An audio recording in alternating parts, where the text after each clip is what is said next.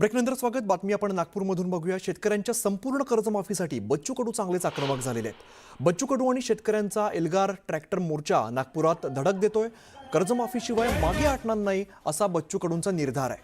मुख्यमंत्र्यांच्या रामगिरी बंगल्यावरती सुद्धा या निमित्ताने सुरक्षेत अधिक वाढ करण्यात आलेली आहे.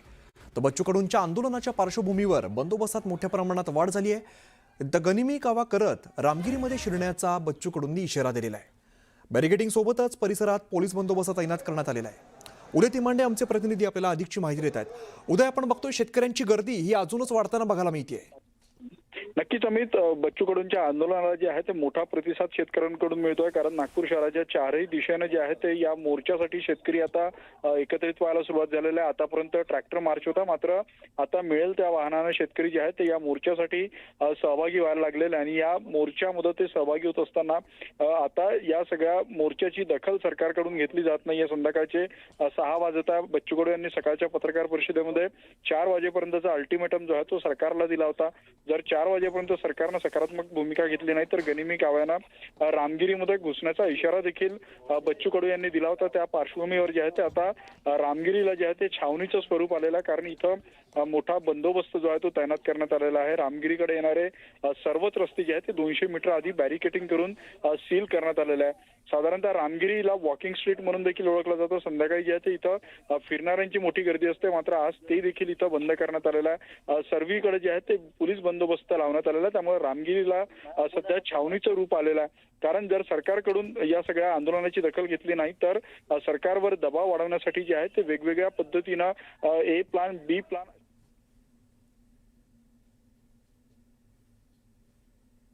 पूरा लिख के देंगी नहीं और कुछ जिहार नहीं निकालेंगी तब तक यहाँ से हटेंगे नहीं. हमारा यहाँ पे मरण जो भी हुआ तो भी हम यहाँ से हटेंगे नहीं. मुझे बताइए कितने किसान यहाँ पे आए और कहाँ यहाँ पे यानी पूरे महाराष्ट्र से किसान आए हैं और हर जिले से 5000 तो भी आए हैं. यहाँ आंदोलन करने के पीछे का क्या कारण है और क्या मांगे? कारण यही है कि फडणवीस ने जो हमको जो प्रहार को जो हर बार फंसाते जा रहा है, तो अब आज हम उसको फंसाएंगे बराबर और उसको देना ही पड़ेगा. जो हमारी मांगनी है वो उसको देना ही पड़ेगा, नहीं तो हमारी इधर जान भी जाएंगी तो भी हम इधर आज जान देने के लिए तैयार है. इसलिए महाराष्ट्र के पूरे काने कोपरे से 1.5 से 2 लाख आज सब शेतकरी, दिव्यांग, मच्छीमार सब इधर आए हैं. मैं तो रायगढ़ से आया हूँ, मैं तो खुद 9000 लोग लेके आया हूँ इधर. मुझे बताइए क्या प्रमुख मांग है इस पूरे आंदोलन की? शेतकरी ते बोलण्यासाठी बच्चू कडू स्वतः आहेत, त्यांच्याशी आपण बोलूया. कडूजी, आपण बघतोय खरं तर मोठ्या प्रमाणात शेतकऱ्यांचा या मोर्चाला प्रतिसाद बघायला मिळतोय. बसा ना रे तुम्ही, बसा ना प्लीज. हे इकडे बसले बिचारे सगळे, तुम्ही काय बसत नाही? बसा बसा प्लीज. हो बसा ना. माझा आवाज पोहोचतो तुमच्यापर्यंत? बसा बसा बसा, थोडं बसा बसा बस. कडूजी, माझा आवाज पोहोचतोय का तुमच्यापर्यंत? हा. कडूजी, आपण बघतोय मोठ्या प्रमाणात शेतकऱ्यांचा प्रतिसाद या मोर्चाला बघायला मिळतोय. कोणत्या कोणत्या प्रमुख मागण्या करताय?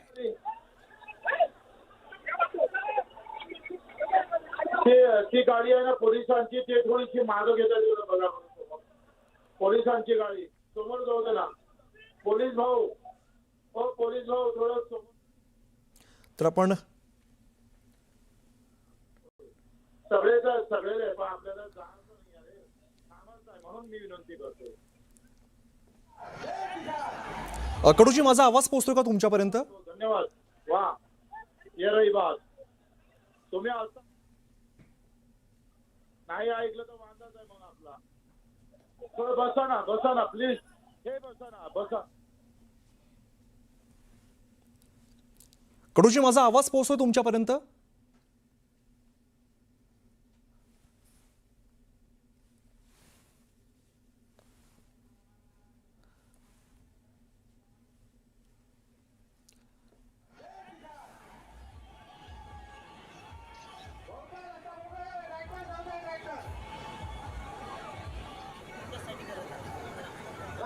तर बच्चू कडू यांच्याशी पुन्हा एकदा आपण संपर्क साधण्याचा प्रयत्न करूया. मात्र आपण दृश्यांमध्ये बघतोय मोठ्या प्रमाणात वाहतूक कोंडी या ठिकाणी झाली, कारण तितक्याच मोठ्या संख्येने शेतकरी या आंदोलनात सहभागी होण्यासाठी दाखल झालेले आहेत. संपूर्ण कर्जमाफीसाठी बच्चू कडू हे चांगलेच आक्रमक झालेले आहेत.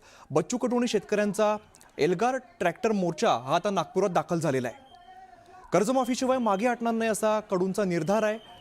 दरम्यान या सगळ्या संदर्भामध्ये आता मुख्यमंत्र्यांच्या रामगिरी बंगल्यावरती सुद्धा सुरक्षेत अधिक वाढ करण्यात आली आहे. बच्चू कडूंच्या आंदोलनाच्या पार्श्वभूमीवरती बंदोबस्त मोठ्या प्रमाणात वाढवण्यात आलेला आहे। गनिमी कावा करत रामगिरीमध्ये शिरण्याचा कडूंनी इशारा दिलेला होता, त्यामुळे मोठ्या प्रमाणात बॅरिगेटिंग बघायला मिळते, पोलीस बंदोबस्त तैनात करण्यात आलेला आहे।